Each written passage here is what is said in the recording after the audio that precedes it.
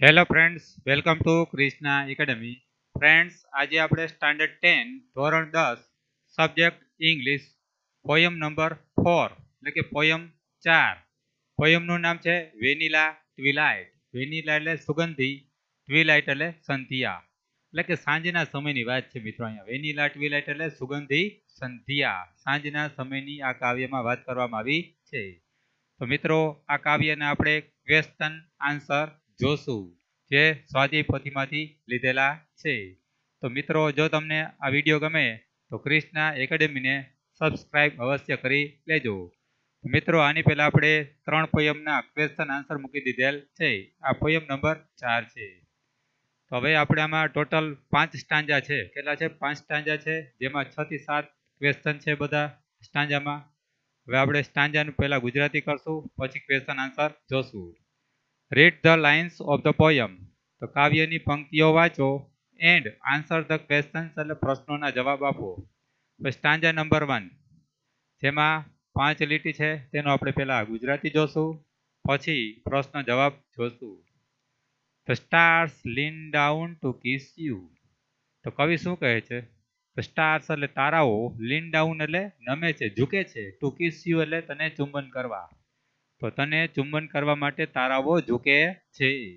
And I લાઈ awake and miss you. અને હું લાઈ અવેક એટલે જાગતો પડી રહું છું અને મિસ યુ અને મને તારી ખોટ ચાલે છે. તો કવિ કહે છે કે તારાઓ તને ચુંબન કરવા માટે ઝૂકે છે અને હું જાગતો પડ્યો રહું છું અને તને યાદ કરું છું. મિસ યુ એટલે તને યાદ કરું છું. For me A heavy dose of atmosphere. તો કવિ કહે છે, બરાબર, આ કવિતા છે એ કવિ એની પ્રેમિકા માટે લખેલ છે. તો કવિ આગળ કહે છે કે ફોર મી એટલે કે રેડવું થાય, હેવી ડોઝ ઓફ એટમોસ્ફિયર એટલે વાતાવરણનો એક ભારે ડોઝ એટલે જામ, તું મારા પર રેડ. તો એટમોસ્ફિયર એટલે વાતાવરણનો એક ભારે જામ, તું મારા પર રેડ એટલે કે અહીંયા મને પીવડાવ, વાતાવરણનો એક ભારે જામ મને પીવડાવ. Because I will doze off safely and soundly. કારણ કે જો વાતાવરણનો એક ભારે ડોઝ એટલે કે ભારે જામ તું મને પાઈશ, તો એને કારણે હું સેફલી એન્ડ સાઉન્ડલી એટલે કે સ્વસ્થતાથી અને શાંતિપૂર્વક હું ઝોકે ચડી જઈશ એટલે કે સૂઈ જઈશ. આઈ વિલ ડોઝ એટલે ઝોકું ખાઈ લઈશ એટલે કે સૂઈ જઈશ. But I will miss your arms around me. પણ મને, બરાબર, મારી આજુબાજુ વીંટળાયેલા, બરાબર, યોર આર્મ્સ એટલે તારા હાથ, એરાઉન્ડ મી એટલે મારી આજુબાજુ તારા હાથ વીંટળાયેલા છે, એની મને ખોટ ચાલશે. તો મિત્રો, આ સ્ટાન્જાનું ગુજરાતી થયું. હવે આપણે ક્વેશ્ચન આન્સર જોઈએ. પ્રશ્ન પહેલો, at what time of the day. તો દિવસના કયા સમયે is the poet singing this song. તો દિવસના કયા સમયે કવિ આ ગીત ગાય છે? તો મિત્રો, આ ક્યારે ગીત ગાય છે? In the evening. આનો જવાબ ક્યાં આવે છે મિત્રો? ઇન ધ ઇવનિંગ એટલો જ આવશે. તો પોએટ ઇઝ, પ્રશ્નમાંથી જોઈએ તો the poet is singing this song in the evening. તો મિત્રો, અહીં આપણે જોશું તો કાવ્યનું નામ જ શું છે? વેનીલા ટ્વિલાઇટ છે, એટલે કે સંધ્યા એટલે સાંજનો સમય છે. વેનીલા ટ્વિલાઇટ એટલે શું થશે? બરાબર, સંધ્યા થશે ટ્વિલાઇટ, અને વેનીલા એટલે સુંદર સંધ્યા, સુગંધી સંધ્યા. કેવી થશે? સુગંધી સંધ્યા. સાંજના સમયની વાત કરવામાં આવે છે. સંધ્યા ક્યારે હોય? સાંજે હોય. તો આન્સર થશે the poet is singing this song in the evening. તો કવિ આ ગીત ક્યારે ગાય છે? સાંજે ગાય છે. ઇન ધ ઇવનિંગ મૂકવાનું છે. વેનીલા ટ્વિલાઇટ એટલે થશે સાંજનો સમય, સુંદર સંધ્યા એટલે કે સુગંધી સંધ્યા. તો the poet is singing this song in the evening. પ્રશ્ન નંબર 2 જોશું. What leans do. તો what leans down to kiss the poet's beloved. What એટલે શું? લીન્સ ડાઉન એટલે ઝૂકે છે. To kiss the poet's beloved. તો કવિની પ્રેમિકાને ચુંબન કરવા માટે શું નમે છે? કોણ નમે છે? તો કોણ નમે છે? તારાઓ. કોણ નમે છે? તારાઓ. What leans down to kiss the poet's beloved. તો કવિની પ્રેમિકાને ચુંબન કરવા માટે શું નમે છે? તો વોટને બદલે આપણે શું લખવાનું છે મિત્રો? ક્વેશ્ચનમાંથી નહીં, પણ અહીંયા પહેલી જ લીટીમાં છે, એનો આન્સર સ્ટાન્જામાં તો સ્ટાર્સ આવશે. તો stars lean down to kiss you. તો સ્ટાર્સ આવશે મિત્રો. શું આવશે? સ્ટાર્સ. તો વોટને બદલે શું લખવાનું છે? તો સ્ટાર્સ તો બહુવચન છે એટલે લીન્સ નહીં આવે, લીન જ આવશે. The stars lean down to kiss the poet's beloved. તો કવિની પ્રેમિકાને બરાબર ચુંબા કોણ અમે છે, તો વોટ નંબર એટલે ધ સ્ટાર્સ લખવાનું છે. પહેલી જ કાવ્ય બરાબર, પહેલી જ સ્ટાન્જા છે બરાબર, પહેલી જ લીટીમાં એનો આન્સર આપેલો છે. આ સ્ટાન્જામાં પહેલી જ લીટીમાં આન્સર આપેલો છે. પ્રશ્ન નંબર 3 જોશું. Why is the poet awake. શા માટે કવિ જાગે છે? શા માટે અવેક એટલે કવિ જાગે છે? તો poet is awake because he is missing his beloved. તો કવિ શું કરવા જાગે છે? તો પોએટ ઇઝ મિસિંગ, તો પોએટ ઇઝ અવેક, તો કવિ જાગે છે કારણ કે he is missing is beloved, કારણ કે તેને તેની પ્રેમિકાની ખોટ ચાલે છે, એની યાદ આવે છે. શું આવે છે? તેને તેની પ્રેમિકાની શું આવે છે? યાદ આવે છે, એટલે જાગે છે. તો બરાબર, બીજી લીટીમાં એનો આન્સર છે આઈ લાઈ અવેક એટલે હું જાગતો રહું છું, અને મિસ યુ એટલે કે મને તારી યાદ આવે છે. મિસ યુ એટલે ખોટ ચાલવી અથવા તો યાદ આવી થશે. તો બીજી લીટીમાં આન્સર છે ધ પોએટ ઇઝ અવેક. કવિ જાગે છે કારણ કે હી ઇઝ મિસિંગ હિઝ બિલવ્ડ, કારણ કે તેને તેની પ્રેમિકાની મિસિંગ એટલે યાદ આવે છે. પ્રશ્ન number 4. Why does the poet want his beloved to pour a heavy dose of atmosphere on him. તો શા માટે કવિ છે એવું ઈચ્છે છે કે એની પ્રેમિકા છે તો તેના પર વાતાવરણનો એક ભારે જામ એને પીવડાવે, વાતાવરણનો એક ભારે જામ એને પીવડાવે એવું કેમ ઈચ્છે છે? તો શું કરવા ઈચ્છે છે કે કવિ તેની પ્રેમિકા પાસે શું કરવા ઈચ્છે છે કે વાતાવરણનો એક ભારે જામ તેને પીવડાવે. તો પેલા વાય વાળો પ્રશ્ન હોય તો ક્યાંથી લખાય?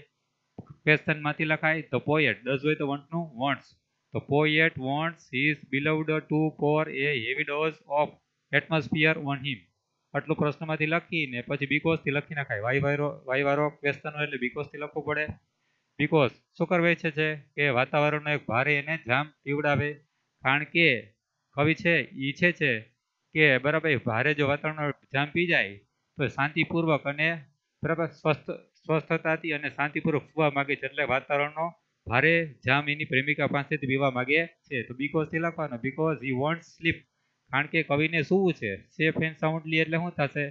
સ્વસ્થતાથી અને શાંતિપૂર્વક સૂવું છે, એટલે તે એની પ્રેમિકા પાસે એવું ઈચ્છે છે કે તે વાતાવરણ ભારે બરાબર જામ એને પીવા આપે. તો આનો આન્સર ક્યાં છે મિત્રો? ત્રીજી લીટીમાં છે for me heavy dose of atmosphere because I will dose એટલે બરાબર સુવાનું, ઓફ સેફલી એન્ડ સાઉન્ડલી. તો ત્રીજી અને ચોથી લીટીમાં એનો આન્સર આપેલો છે.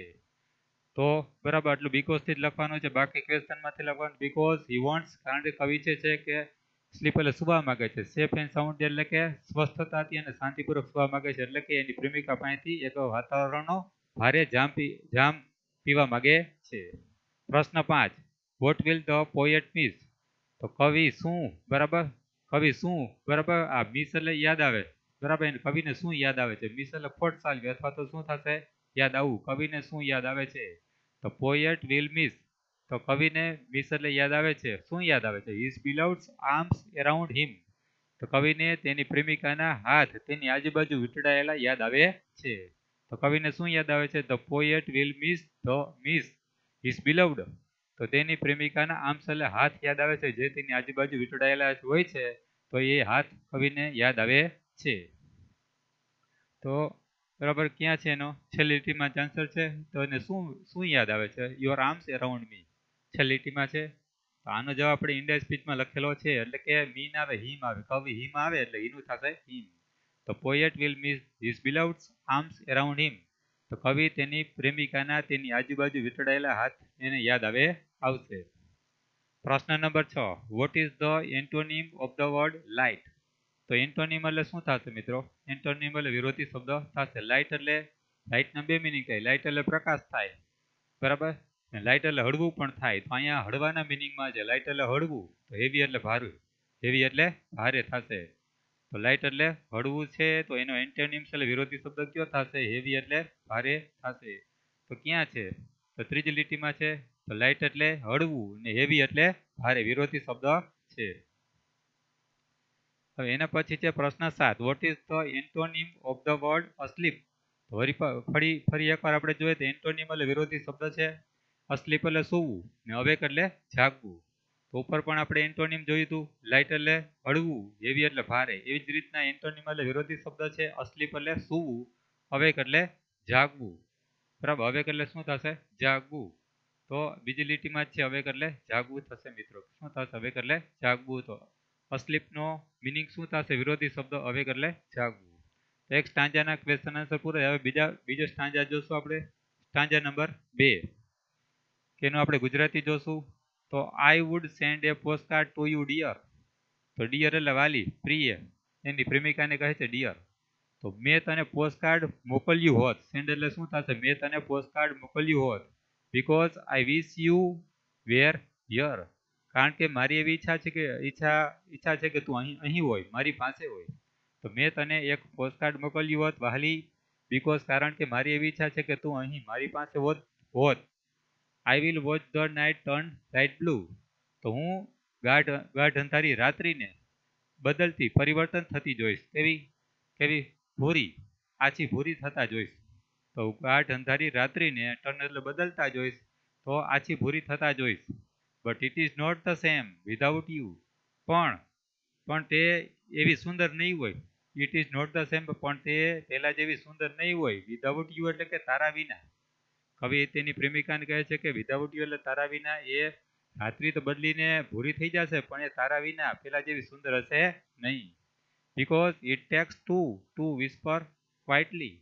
કારણ કે ક્વાઇટલી એટલે બરાબર, તો એની અંદર બરાબર ક્વાઇટલી એટલે શાંતિપૂર્વક વાત કરવા માટે, વિસ્પર એટલે કાનમાં ગણગણવા માટે બરાબર બે વ્યક્તિની જરૂર પડે છે. ઇટ ટેક્સ ટુ, તો કેટલાની જરૂર પડે છે? શાંતિપૂર્વક આપણે વિસ્પર એટલે ગણગણવું હોય, એકબીજાના કાનમાં વાત કરવી હોય, વિસ્પર એટલે ગણગણવું, તો એના માટે આપણે બે વ્યક્તિની જરૂર પડે છે, એવું કવિ કહે છે.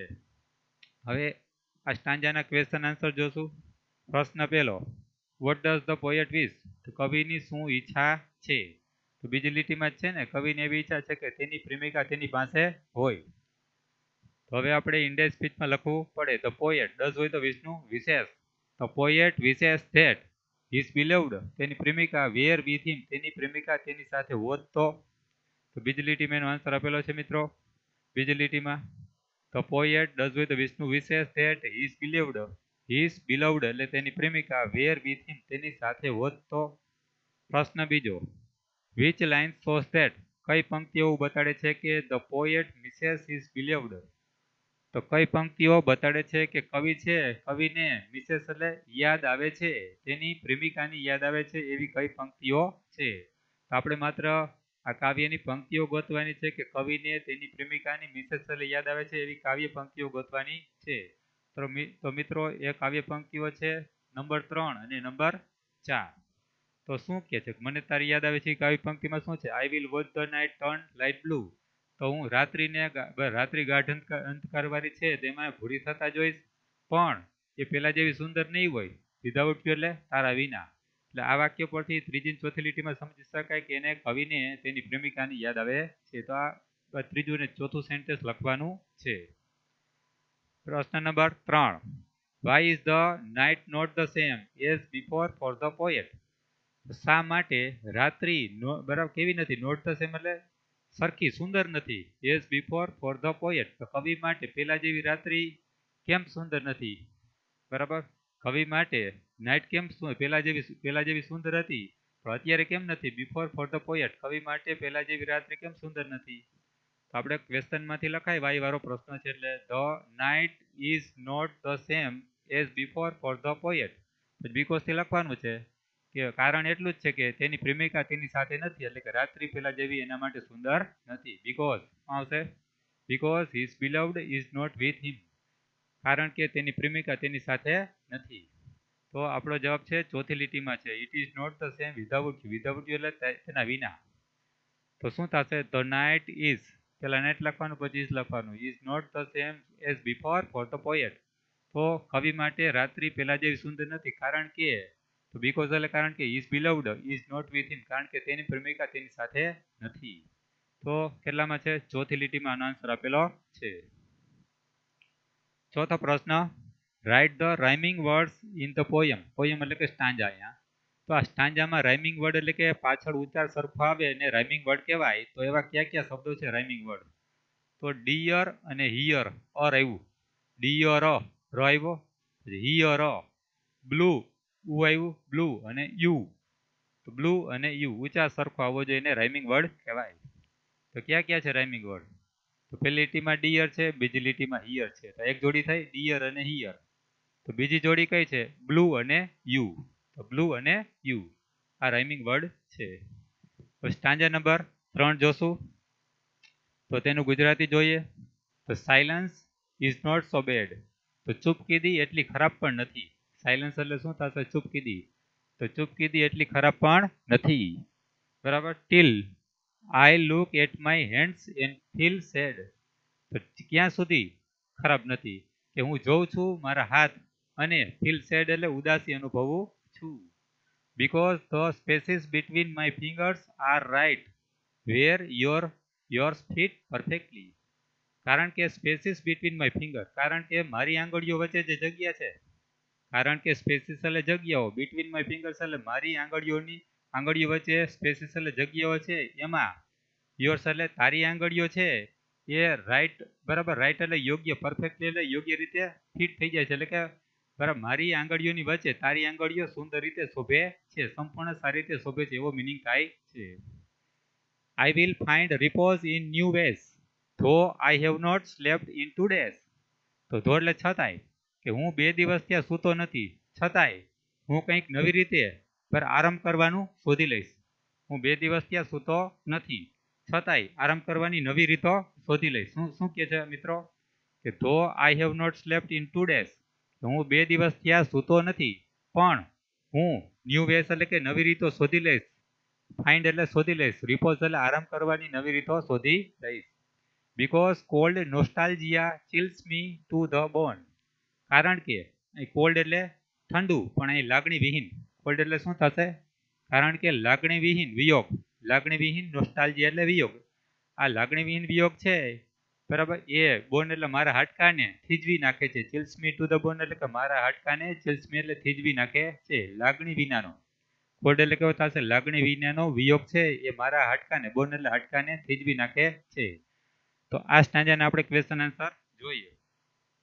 પ્રશ્ન પહેલો, કે પ્રશ્ન પહેલામાં શું છે? કે I look at my hands and feel sad. Why એટલે શા માટે? તો હું મારા હાથ પર જોઉં છું અને ઉદાસી અનુભવું છું. હું મારા હાથને જોઉં છું અને ઉદાસી અનુભવું છું. શા માટે? તો શા માટે કવિ ઉદાસી અનુભવે છે? તો બીકોઝ થી ડાયરેક્ટ આન્સર લખેલો છે. Because the poet wants to hold his beloved hand. તો કવિ હાથને જોઈને ઉદાસી કેમ અનુભવે છે? કારણ કે because the poet wants to hold, કારણ કે કવિ એવું ઈચ્છે છે કે તે એને બિલવ્ડ એટલે પ્રેમિકાના હાથને પકડવા માંગે છે. બરાબર. તો ક્યાં છે એનો આન્સર? બીજી લીટીમાં, because the spaces between my finger, કે મારી આંગળીઓની જગ્યામાં, કે તારી આંગળીઓ બરાબર ફિટ થાય છે, એટલે કે એને હાથને એને શું કરવું છે? હોલ્ડ એટલે પકડવા માંગે છે. કવિ એની પ્રેમિકાના હાથને પકડવા માંગે છે.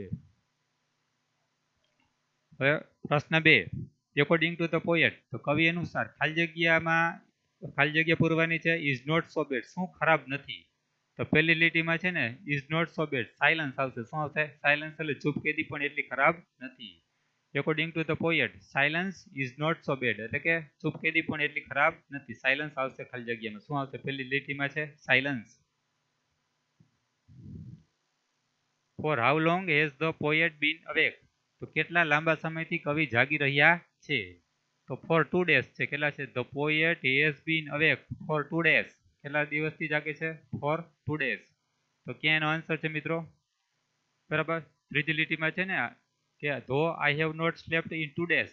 તો શું આવશે મિત્રો? 2 days આવશે. શું આવશે? 2 days આવશે.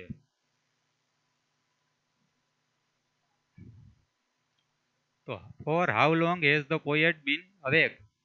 તો the poet has been awake for 2 days. તો કવિ 2 દિવસથી જાગી રહ્યા છે. હવે પ્રશ્ન નંબર 4 જોશું. Vote is the synonym of the word કામ? કામ એટલે શાંત. કામ એટલે શું થશે? શાંત. સિનોનિમ એટલે સમાનાર્થી શબ્દ થશે. કામ એટલે શાંતિ, સાયલન્સ એટલે શાંતિ થશે મિત્રો. તો ક્યાં આવશે? સાયલન્સ. તો સાયલન્સ શબ્દ આમાં બરાબર જોવાનો છે મિત્રો. તો સાયલન્સ પહેલી લીટીમાં છે, પહેલા જ નંબરે છે સાયલન્સ. તો કામ એટલે શું થશે? શાંતિ. સિનોનિમ એટલે સમાનાર્થી શબ્દ જોવાનો છે. સાયલન્સ એટલે શાંતિ થશે મિત્રો. હવે પ્રશ્ન નંબર આપણે 5 જોશું. પ્રશ્ન નંબર કેટલામાં જોશું? 5. Which word in the poem means rest એટલે આરામ. રેસ્ટ એટલે શું થશે? આરામ. તો રિપોઝ એટલે પણ આરામ થશે મિત્રો. રેસ્ટ એટલે આરામ. તો મીન્સ એટલે સમાનાર્થી શબ્દ થશે. રેસ્ટ એટલે આરામ, રિપોઝ એટલે આરામ. રિપોઝ ક્યાં છે? તો આ લીટીમાં અહીંયા છે, ત્રીજી લીટીમાં. રિપોઝ એટલે આરામ થશે મિત્રો. તો રેસ્ટ એટલે આરામ ને રિપોઝ એટલે પણ શું થશે? આરામ થશે. પ્રશ્ન number 6. Write the rhyming words in the poem. Poem એટલે કે સ્ટાન્જા. સ્ટાન્જામાં આવતા રાઇમિંગ વર્ડ શોધો એટલે સરખો ઉચ્ચાર આવવો જોઈએ. તો બેડ, શેડ, ડ આવ્યો. વેઇસ, ડેઇસ.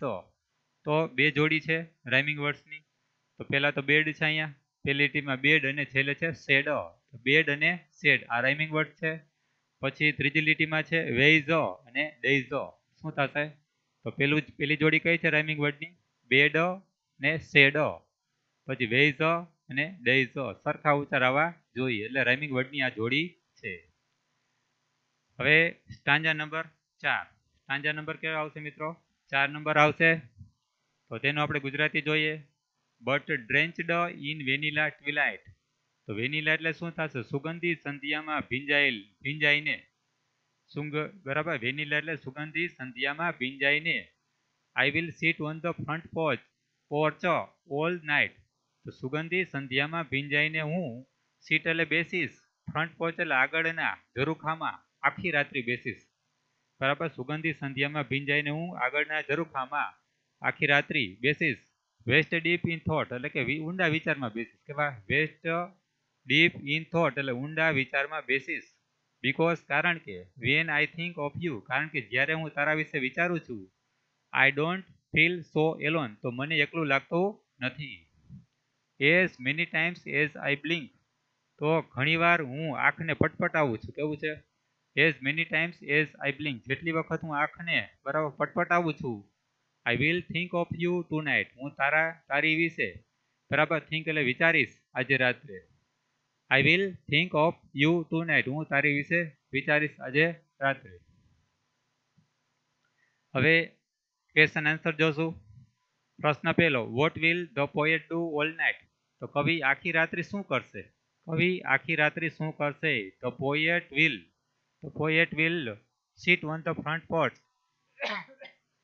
તો કવિ છે ફ્રન્ટ પોર્ચ એટલે આગળના ઝરૂખામાં સીટ એટલે બેસશે અને થિંક અબાઉટ હિઝ બિલવ્ડ અને તેની પ્રેમિકા વિશે વિચારશે. તો આનો આન્સર ક્યાં છે મિત્રો? કે પેલી લીટીમાં છે જ I will seat on the front porch all the night અને થિંક એટલે વિચારવાની વાત છે. પહેલી બીજી લીટીમાં એનો આન્સર આપેલો છે મિત્રો. તો કવિ આખી રાત્રિ શું કરશે? The poet will seat on the front porch. તો કવિ આખી રાત્રિ ફ્રન્ટ એટલે આગળના પોર્ચ એટલે ઝરૂખામાં બેસશે અને થિંક એટલે વિચારશે. અબાઉટ હિઝ બિલવ્ડ એટલે તેની પ્રેમિકા વિશે વિચારશે. પ્રશ્ન number 2. What happens when the poet thinks of his beloved. તો શું બને છે જ્યારે કવિ બરાબર તેની પ્રેમિકા વિશે વિચારે છે ત્યારે શું બને છે? તો પહેલા વેનથી લખવાનું છે આન્સરમાં. તો when the poet thinks of his beloved જ્યારે કવિ તેની પ્રેમિકા વિશે વિચારે છે તો તેને એકલું લાગતું નથી. He does not feel lonely તેને એકલું અટુલું લાગતું નથી. તો પહેલા આપણે લખી નાખ્યું when the poet thinks of his beloved કવિ તેની પ્રેમિકા વિશે વિચારે છે તો શું બને છે? તો he does not feel lonely તેને એકલું લાગતું નથી. તો ક્યાં આન્સર છે મિત્રો? વેન છે આ લીટીમાં, બીજી અને ત્રીજી લીટીમાં છે આઈ ડોન્ટ ફીલ સો એલોન. પણ મિત્રો આપણે ઇન્ડિયા સ્પીચમાં આનો આન્સર લખવો પડે એટલે થોડો ઘણો આઈને બદલે હી કરેલું હોય કવિ ઈમાં આવે છે એટલે મિત્રો. એટલે આપણે જોશું પ્રશ્ન number 3. How often does the poet think of his beloved. How often એટલે કેટલી વાર કવિ થિંક એટલે વિચારે છે તેની પ્રેમિકાનું કેટલી વખત વિચારે છે. તો પ્રેમિકાને કેટલી વખત એ વિચારે છે એટલે યાદ કરે છે. ધ પોએટ ડઝ હોય તો થિંક નો કરાય, થિંક્સ. તો મિત્રો અહીંયા ડઝ છે તો થિંક નો થિંક્સ આવે એસ ભૂલાઈ ગયો છે. ધ પોએટ થિંક્સ આવશે. શું મિત્રો? તો ડઝ છે તો ડઝ નો ઈએસ આમાં થિંકમાં લાગશે એટલે અહીંયા એસ આવશે. તો poet thinks of his beloved innumerable times. તો કવિ તેની પ્રેમિકા વિશે અસંખ્ય વાર વિચારે છે. કેટલી વાર? તો હાઉ ઓફન એટલે કેટલી વાર? તો ઇનનંબરેબલ એટલે અસંખ્ય વાર વિચારે છે.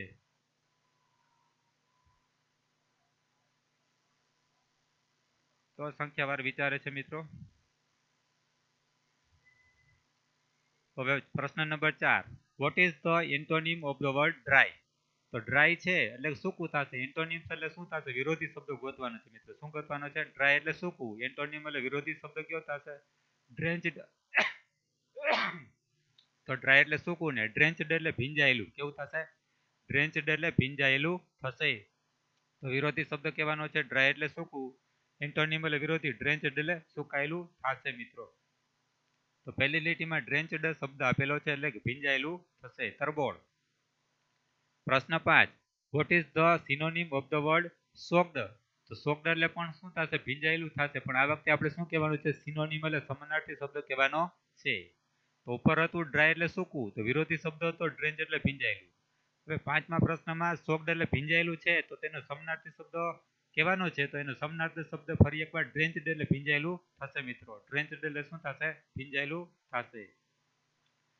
ઉપરમાં આપણે શું કહેવાનું હતું? વિરોધી શબ્દ તો સૂકવું, તો કે ભીંજાયેલું એટલે ડ્રેન્ચ્ડ. તો નીચેમાં સિનોનિમ એટલે સમાનાર્થી શબ્દ થશે. સોક્ડ એટલે ભીંજાયેલું અને ડ્રેન્ચ્ડ એટલે પણ ભીંજાયેલું થશે. હવે મિત્રો સ્ટાન્જા નંબર 5. સ્ટાન્જા નંબર કેટલા આવ્યા છે મિત્રો? આપણે 5 નંબર છે, છેલ્લું સ્ટાન્જા છે. પહેલા એનું ગુજરાતી જોશું. When violet eyes get brighter, જ્યારે રાતી આંખો કેવી થશે? ચળકતી થશે, ચમકતી થશે. તો રાતી આંખો કેવી બનશે? ચમકતી બનશે. રાતી આંખો ચમકતી બનશે. And heavy wings grow lighter, અને ભારે પાંખો કેવી બનશે? હળવી બનશે. અને ભારે પાંખો કેવી બનશે? હળવી બનશે. I will taste the sky, હું આકાશમાં ઉડીશ.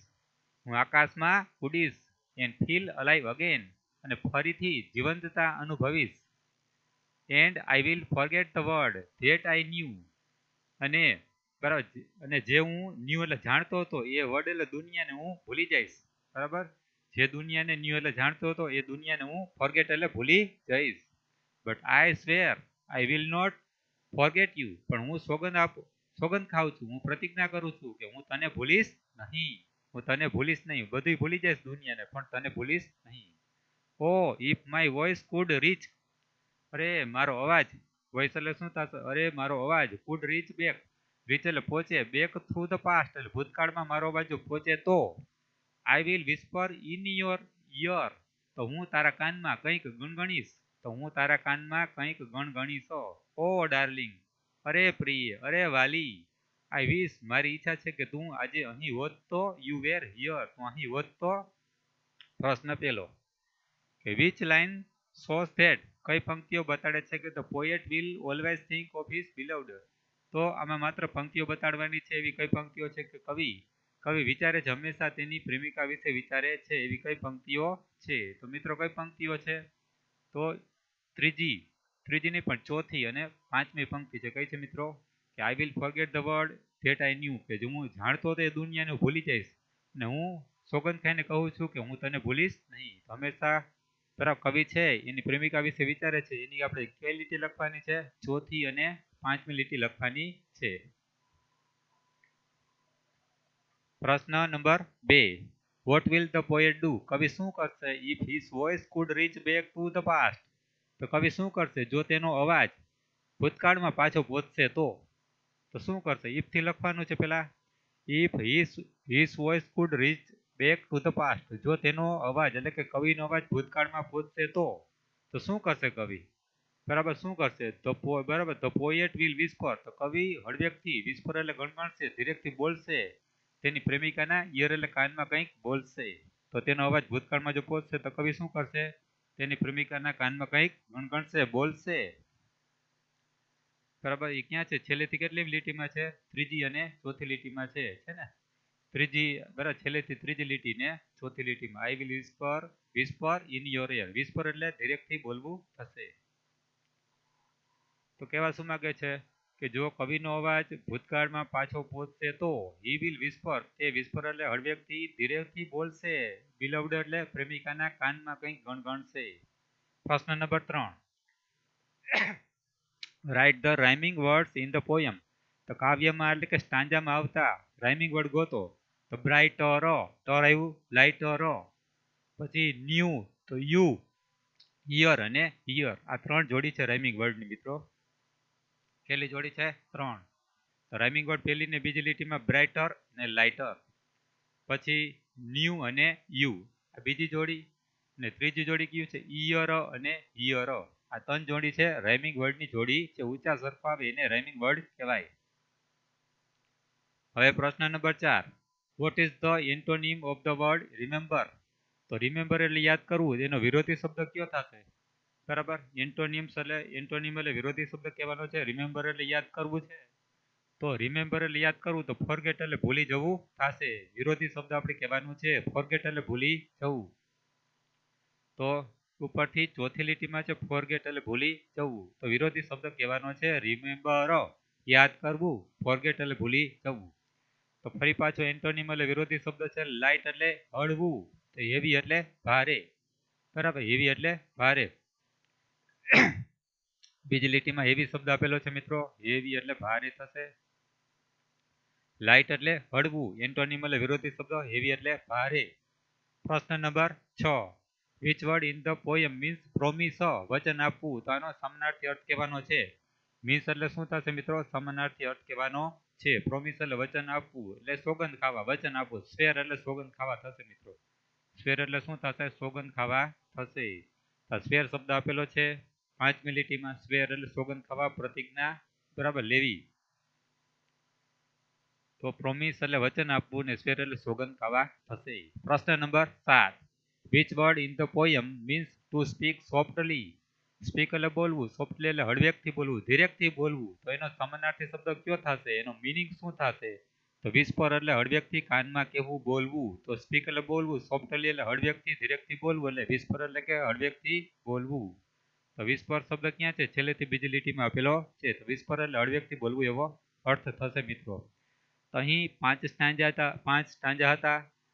બરાબર, 5 સ્ટાંજા નીચે 5-6 પ્રશ્ન આપણે જોઈએ મિત્રો. તો આ 4 પોયમના ક્વેશ્ચન આન્સર આપણે મૂકી દીધેલ છે. જો તમને આ વિડીયો ગમે તો લાઈક કરશો, શેર કરશો અને ક્રિષ્ના એકેડેમીને સબસ્ક્રાઈબ કરજો મિત્રો. Okay, thank you.